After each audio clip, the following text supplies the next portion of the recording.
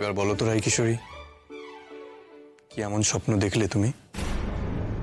কি এমন স্বপ্ন দেখলে যে ওরকম ঘাবড়ে ছুটে আমার ওই ঘরে ঢুকলে?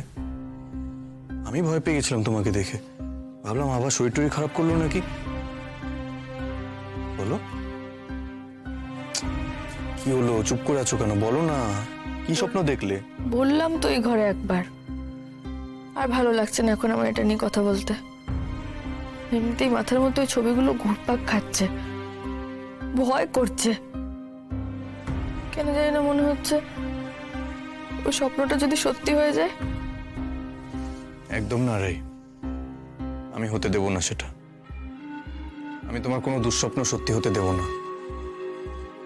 কিন্তু তুমি আমায় বলো তো, কি এমন দুঃস্বপ্ন দেখলে তুমি যেখানে আমি ভিলেন হয়ে গেলাম?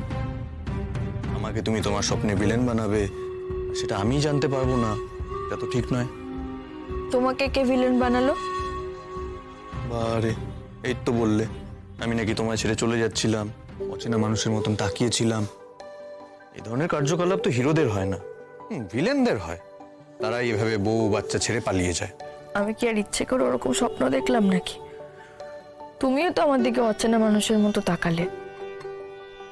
কত ডাকছি তোমাকে, তোমার পিছু পিছু ছুটলাম, তুমি কোনো কথা শুনছিলেই না, উল্টো দিকে তাকিয়ে হাঁটা দিচ্ছিলে। শুনে রাখো রাই কিশোরী, আমি তোমাকে ছেড়ে, তোমার মধ্যে আমার এই ছানাটা আছে যে, ওকে ছেড়ে, তোমাদের দুজনকে ছেড়ে আমি কোনোদিনও কোথাও যাব না, কোথাও না। অনেক হয়ে গেছে, অনেক থেকেছি আমরা দূরে দূরে, অনেক ভুল বোঝাবুঝি হয়েছে আমাদের মধ্যে। আজকে অনেক ঝড় ঝাপটা পেরিয়ে এই জায়গাটাতে এসেছি আমরা। আর নয়, এই জীবনে আর নয় রাই, আমাদের ভুল বোঝাবুঝির কোটা শেষ, এ জন্মেই শেষ।